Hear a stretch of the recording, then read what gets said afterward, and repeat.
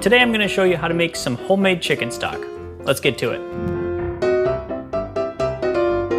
Hey everybody, welcome to Dennis from Scratch. If you're new to the channel, I do health videos, I do cooking tips, and I do recipes, so consider subscribing. I'm going to show you how I make chicken stock today. Before me, I've got a chicken carcass, which I'm going to stick in my pot. I've got just the last little bits of the wings. I don't have plans on making wings, so I'm not going to waste these by throwing them away. I'm going to use them for my chicken stock. And I've got some loose bones here. And the chicken carcass is the most important part. These other bones will add more flavor. You can make more stock this way, but really all you need is the chicken carcass and you should be okay. And lastly, I've got 2 chicken breasts. Now, I want to cook these so that I can use them to make like chicken salad. That's why I'm boiling these. You don't need to use any meat. You can just use the bones and that's fine. I figure while I'm boiling this broth, I may as well boil those. I've also got a couple carrots. I'm just gonna chop the ends off on these and chop them into little pieces. The carrots are gonna add some flavor as well as my wife likes to eat them. So I'll stick them in there. She'll be very happy with me. And then I've got an onion. Now this onion, I can use all of it or I can use parts of it. I'm gonna just cut that top off and then I'm gonna cut just down the center. And then once again, cutting it into quarters.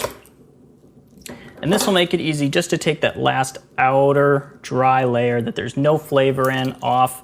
There's no reason to have this in there. If you want to put them in, that's fine. I don't know, I'm a little OCD about that. You can use other vegetables, and especially if you've got vegetable scraps that you've collected throughout the week. But I think the most important two are onions and carrots. I'm also gonna add some pepper, a good amount of salt, and some herbs. Today I'm gonna use some rosemary and some thyme. You can use lots of others. Sage is really good in there too.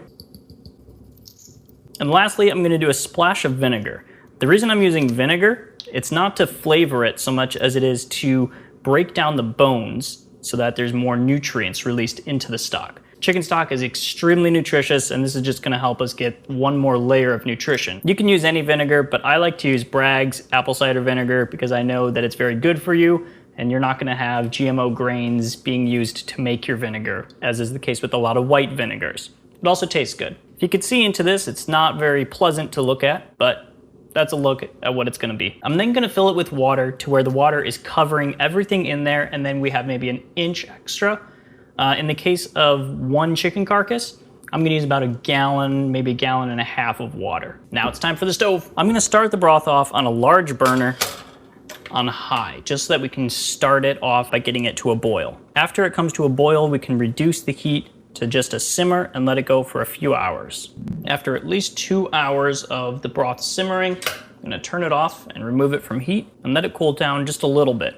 So now I'm just gonna use tongs to kind of get this chicken carcass and some of the bigger pieces out. Now that we've gotten some of the larger pieces out, I wanna strain this broth. So you'll notice when you pour it out, there's a lot of little pieces. So I'm gonna use a fine mesh strainer and I'm gonna use a bowl to pour it into. This is actually the bowl for my KitchenAid. So I find that this is really good. When I pour from it, the broth isn't gonna run down the side. It's gonna be a nice lip to pour from. And same thing with this pot. This has a really good pour lip. If it doesn't, you can use a ladle to kind of scoop it out. It just takes a lot longer. So there's still more broth in the pot that I haven't strained yet. But before this gets too heavy and difficult to pour from, I'm just gonna start pouring into my smaller mason jars where I'm actually gonna store the broth. Using a funnel makes this a lot easier, but I like to show off. I'm gonna let these cool before I put them in the fridge, and then once they're in the fridge, I like to use them within about 5 days. So if I make this at the beginning of the week, I'll use them by the end of the week, just to make sure that any bacteria that possibly was there hasn't had too much time to grow and become hazardous. So use it up within 5 days and you'll be safe. If it's longer than that, definitely boil it for about 30 minutes before using it. And that's it. If you got value out of the video, hit the like button and check out the other videos on my channel about how to prepare an entire chicken. So check those videos out, and that's about it.